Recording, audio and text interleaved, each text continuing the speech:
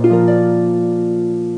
everyone, it's Valerie Sheridan with Easy Peasy Living. I'm back with some more Wednesday wisdom.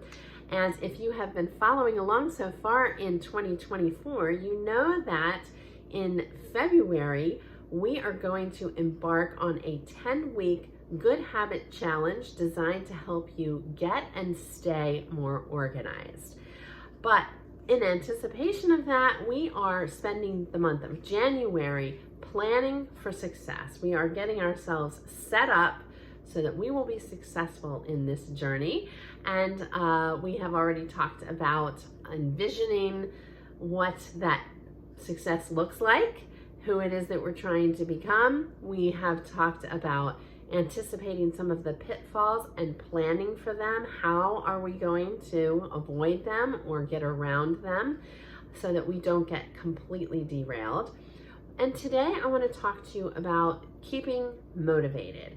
This is a big one when it comes to people giving up their New Year's resolutions, because you're excited in the beginning, but you get a couple weeks in and let's face it, it's not quite as exciting anymore. Things, happen to you're kind of like, why was I trying to do that again? And this is why I've been encouraging you all along to write down the benefits of getting and staying organized. What's in it for you? Make sure you write that down, because that's going to come in handy later when you aren't quite so clear on why it is that you're doing this. Another thing is that you want to identify who are the cheerleaders in your life. Who can you enlist to help give you a boost when you really need it, when you are waning and you need somebody there to remind you why you're doing this and that you can be successful at it. I can be a cheerleader for you if you want. Just let me know. Email me at valerie@easypeasyliving.com and let me know that you need my help, and I will be more than happy to send you a text or email and cheer you on as we embark on this journey. Another thing is you want to think about what is your currency. It's really important to reward yourself in small little ways along the road, so that you are, reminding yourself that you're doing something good for yourself, and it's, just one more reason to stick with it. So what is your currency? Maybe it is, if I stick with this for 2 weeks, I get to bake myself a batch of brownies, or maybe you get to go out on a date night with your spouse, or perhaps you can buy yourself little gift cards from some place that you want to buy something special. Maybe buy yourself a $10 gift card or set aside $5 for every week that you stick with the challenge, and then at the end of it, if you've stuck with it all 10 weeks, you can spend $50 on something. Whatever your currency is, think that through, both for short-term rewards throughout the process and a long-term reward at the very end. And write it down, because you may forget about it. We tend not to reward ourselves. We tend to punish ourselves when we don't stick to it. Well, that's no good. So let's try rewarding ourselves this time. Another thing is go find some motivational quotes.